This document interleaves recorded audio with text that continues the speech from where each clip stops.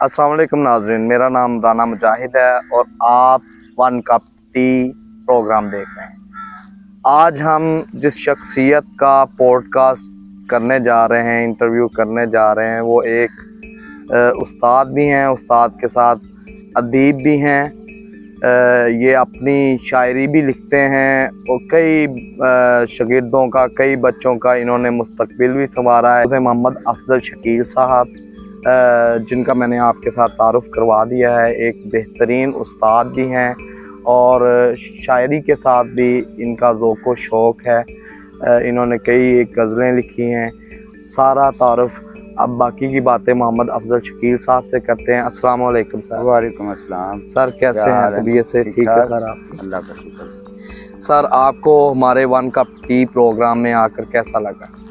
बहुत अच्छा लगा और आपका बहुत शुक्रिया कि आपने मुझे मदऊ किया, और मुझे बहुत ही खुशी हुई कि आपने जिन मौज़ूआत का इंतखाब किया है वो बहुत ही जानदार और शानदार हैं, और मुझे दिली खुशी है कि आपने मुझे अपने प्रोग्राम में दावत दी।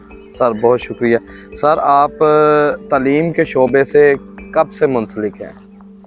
राना साहब, मैं तकरीबन 2003 से तालीम के शोबे से वाबस्ता हूँ, और उन दिनों मुशर्रफ का दौर था तो हमारे इंटरव्यूज़ वगैरह हुए और उसमें मैं सिलेक्ट हुआ।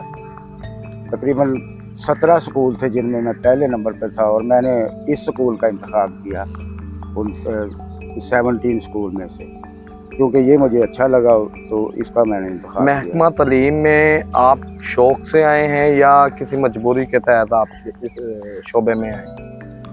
महकमा तालीम असल में मेरा बचपन से ही शौक़ था कि मैं एक उस्ताद बनूं और लोगों को इंस्पायर करूं, अपने जो मेरे अंदर जो भी कुछ है उसका फ़ायदा लोगों को भी दूं, अपने शागिर्दों को भी दूं। तो इसलिए मैं एक जज्बे के तहत इस शोबे में आया था, तो और अल्लाह का शुक्र है कि इसमें काफ़ी हद तक कामयाब भी रहा। बहुत अच्छी बात है सर। अफजल साहब आप बताएं, आपने माशाल्लाह 2003 से कंटिन्यूली तालीम के शोबे में कदम रखा हुआ है। आप क्या समझते हैं कि तालीम के शोबे में उस्ताज़ा को किन चैलेंजेस का सामना है इस दौर में? उस्ताज़ा को आज के दौर में बहुत से चैलेंजेस का सामना है। उनमें सबसे बड़ा चैलेंज तो मुआशी है कि आज हर उस्ताद ही तकरीबन परेशान है। तो उसकी बहुत सी मराहत काट ली गई हैं, बहुत सी सहूलियात जो हैं वो हुकूमतों ने मुख्तलिफ़ तरीक़ों से छीन ली गई। तो इस वजह से सबसे पहला मसला तो यही है। दूसरा, पढ़ाने में उनमें बड़ी चैलेंजेस दरपेश हैं, बहुत से मसाइल हैं। आजकल बच्चों को जो मसाइल है उनकी वजह से वो पढ़ाई की तरफ तवज्जो नहीं दे रहे। इंटरनेट है, मोबाइल है, कंप्यूटर है। हमारे ज़माने में ये नहीं था, हम दिल लगी से पढ़ते थे, लेकिन आजकल बच्चों के पास ये बहुत सारी चीज़ें हैं जिसकी वजह से वो पूरी तवज्जो के साथ, इल्हामात के साथ तालीम हासिल नहीं कर रहे। सर आप क्या समझते हैं इसमें क्या होना चाहिए? क्या ऐसा एक टीचर को अपना किरदार अदा करना चाहिए जिससे एक तालिबे इल्म जो है, एक शागिर्द जो है वो अपना इसमें सीख सके, आगे बढ़ सके? कोई ऐसा एक इक़दाम बताएं जिसको हम सारे माशरे को करना चाहिए, हम सारे उस्तादों को करना चाहिए। आजकल बेशक पढ़ाना दुश्वार है, लेकिन ये है कि नई टेक्नोलॉजी का अगर इस्तेमाल किया जाए और बच्चों को ऑडियो वीडियो की तरफ लेकर जाया जाए और उन्हें प्रॉपर तरीके से क्लासरूम के अंदर पढ़ाया जाए और नई टेक्नोलॉजी का इस्तेमाल किया जाए, तो मैं समझता हूँ कि बच्चों में काफ़ी हद तक बेहतरी आ सकती है। सर ये टेक्नोलॉजी की बात हो रही है तो मैं अपना थोड़ा सा आपको बता दूं। मैंने ऑब्ज़र्व किया है कि एआई को अगर हम इस्तेमाल करते हैं, जैसे आपने देखा है चैट जीपीटी है, जेमिनी है, ग्रोक है, बहुत सारी टेक्नोलॉजी आ गई हैं। आपके ख्याल में हमें ये अपने स्कूलों में, क्योंकि हमारा ये बहुत सारे उस्ताज़ा, लाखों की तादाद में उस्ताज़ा गाँव में, देहातों में पढ़ाते हैं, तो इन टेक्नोलॉजीज़ का वहाँ पर किस तरीके से इस्तेमाल किया जा सकता है? वहाँ पर भी अब इंटरनेट तो तकरीबन हर जगह पहुँच चुका है, तो इस टेक्नोलॉजी का इस्तेमाल करना कोई नामुमकिन नहीं है। वहाँ भी पॉसिबल बनाया जा सकता है, और भी बहुत सी डिवाइसेस मिल जाती हैं जो लोकली इंटरनेट फ्राहम करती हैं। तो इस तरह से इन जदीद टेक्नोलॉजी से फ़ायदा उठाया जा सकता है और हर जगह उठाया जा सकता है। हम अफजल साहब के जो है तजर्बात से मुस्तफ़ीद हो रहे हैं। इनके साथ ही हम इनकी ज़िंदगी के दूसरे पहलू की तरफ जाते हैं। ये एक उस्ताद के तौर पर हमें अपनी तजर्बात शेयर कर रहे थे। अब हम इनसे इनकी शायरी के मुतल्लक़ पूछते हैं। अफजल साहब, आप बताइए कि आपको रुझान शायरी की तरफ कब गया और क्यों गया? शायरी असल में अल्लाह ताला की देन होती है, मैं तो यही समझता हूँ। और मुझे बचपन से शौक़ भी था। तो बहुत छोटी उम्र में मैंने तकरीबन 7वीं 8वीं में, जैसे कहते हैं कि कोई चोट लगती है तो ये भी रुझान होता है बाद का शायरी में। तो मेरे लिए जो सबसे पहला सदमा था वो वालदा की वफ़ात थी।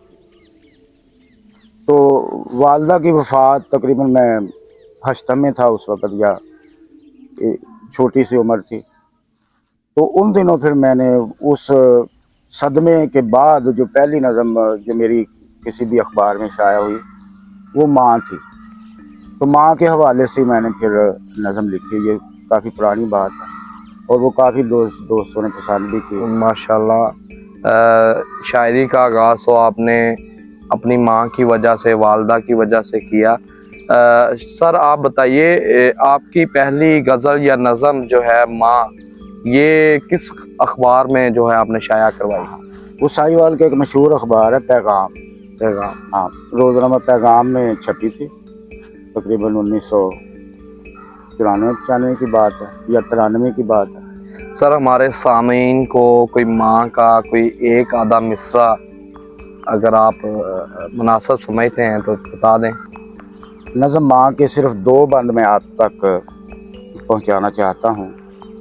पहला था, जिस हस्ती से मेरे दम में दम था, जिस हस्ती से मेरे दम में दम था, उसके जीते जी धोखा न गम था।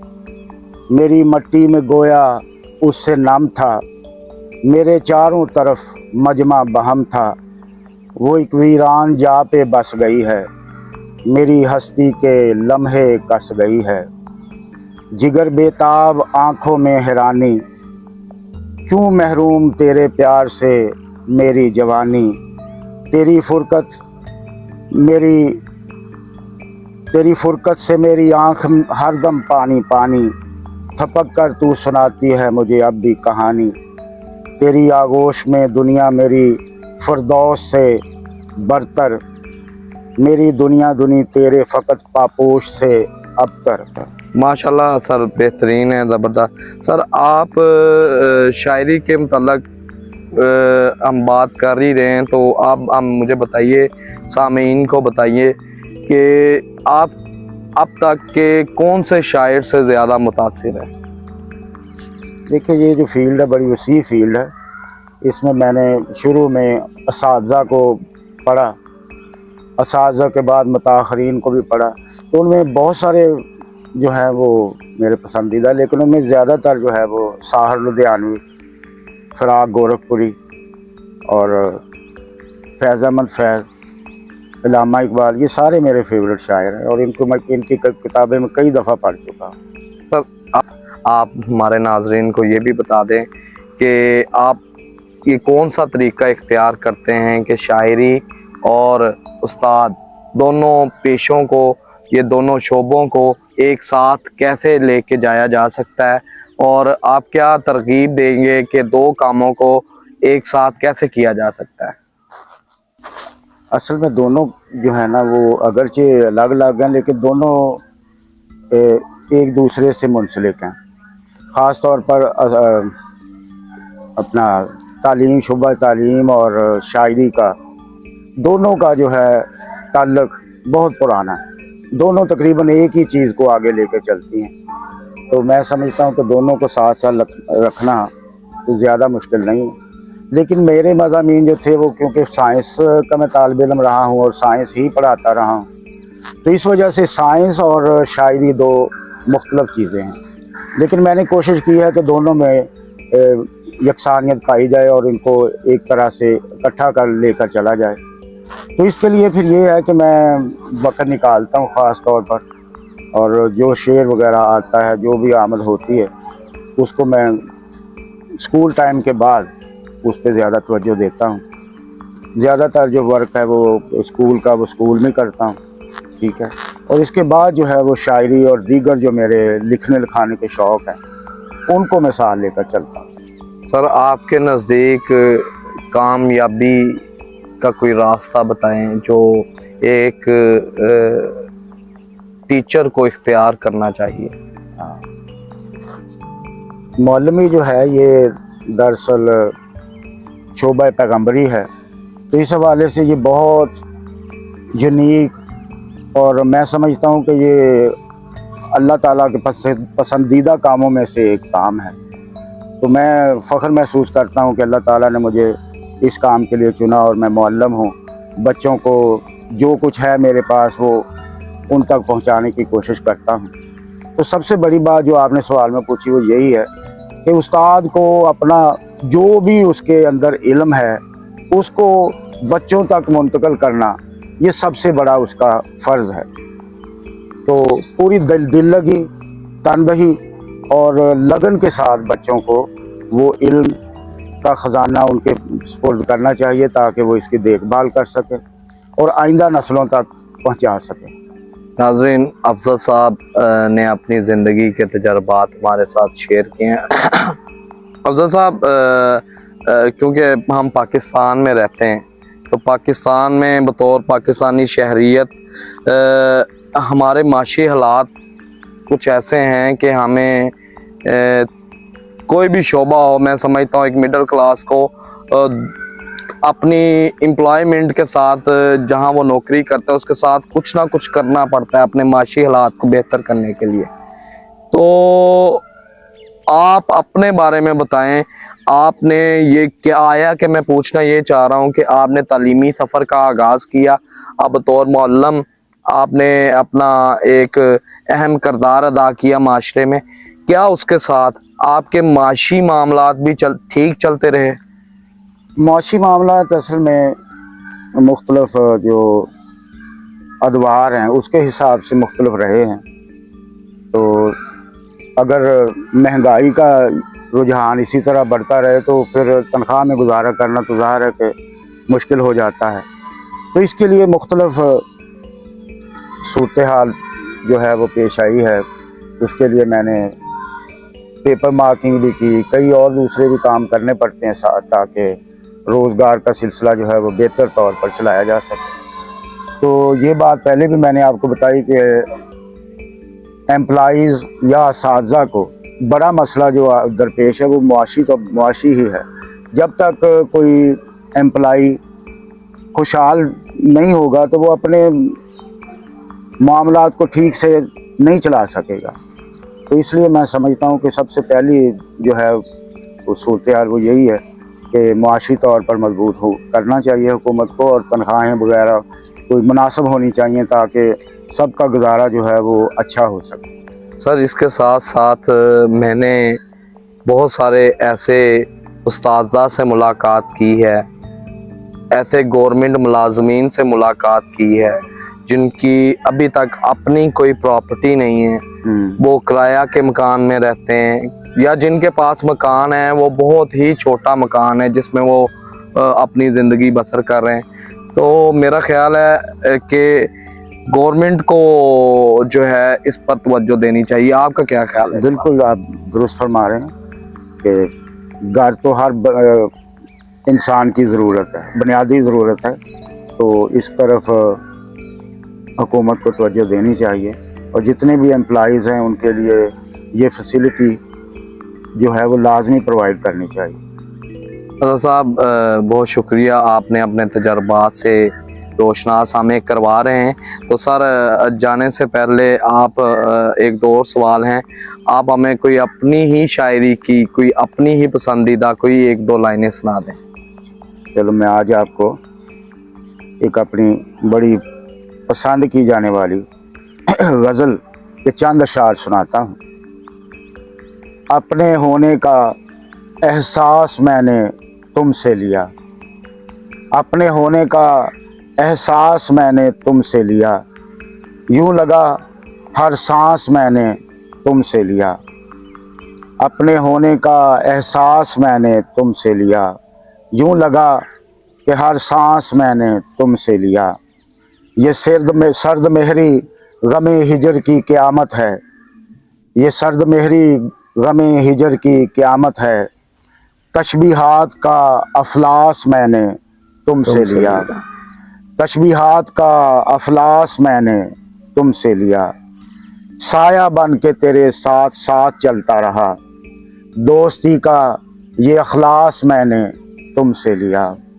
साया बन के तेरे साथ साथ चलता रहा, दोस्ती का ये अखलास मैंने तुमसे लिया। महक हमेशा से मौजू रहा है फूलों का, महक हमेशा से मौजू रहा है फूलों का। मगर ये फूल बिन बास मैंने तुमसे लिया, मगर ये फूल बिन बास मैंने तुमसे लिया। नगर नगर रहा तेरा सफ़र अधूरा शकील, नगर नगर रहा तेरा सफ़र अधूरा शकील। शऊरे वहदते अनफास मैंने तुमसे लिया, शऊरे वहदते अनफास मैंने तुमसे लिया। बहुत शुक्रिया, कमाल की शायरी है माशाल्लाह। अफजल साहब, आप जाने से पहले हमारे नाजरीन को, सामीन को कोई पैगाम देना चाहते हैं? हाँ जी, ज़िंदगी की कामयाबी का राज तो मेहनत से है। मेहनत ही वो गुर है जो हाथों की लकीरों को भी बदल देता है। कमाल है। तो इसलिए मैं समझता हूँ कि अगर आप तालिब इल्म हैं, अगर आप उस्ताद हैं, आप ज़िंदगी के किसी भी शोबे से मुंसलिक हैं, तो मेहनत ही वो गुर है जो आपको बुलंदी तक पहुँचा सकता है। मैंने तुमको खुदा से मांगा है, मैंने तुमको खुदा से मांगा है। वाह, मैंने तुमसे तो कुछ नहीं मांगा, क्या बात। मैंने तुमको खुदा से मांगा है, मैंने तुमसे तो कुछ नहीं मांगा। क्या बात, माशाल्लाह। अफजल साहब, आखिर में आखिरी सवाल है आपसे। आपको इस पॉडकास्ट का हिस्सा बनते हुए कैसा लगा, क्या महसूस हुआ? मुझे बहुत अच्छा महसूस हुआ और बड़ी एक खुशी महसूस हुई कि आपने मुझे इस पॉडकास्ट में मदऊ किया। और बहुत ही अच्छा माहौल है, बहुत खूबसूरत मंज़र है, दिल को भा जाने वाला मंज़र है। तो ये चीज़ें तो वैसे ही बड़ी इंस्पायर करती हैं और मुझे इंतहाई खुशी है, दिली खुशी है कि आपके साथ मैं इस पॉडकास्ट में शरीक हूँ। नाज़रीन, हमारे साथ मौजूद थे मोहम्मद अफजल शकील साहब, जो एक मौल्लम भी थे और शायर भी थे। इनका वन कप टी में आने का बहुत शुक्रिया। देखते रहिए वन कप टी।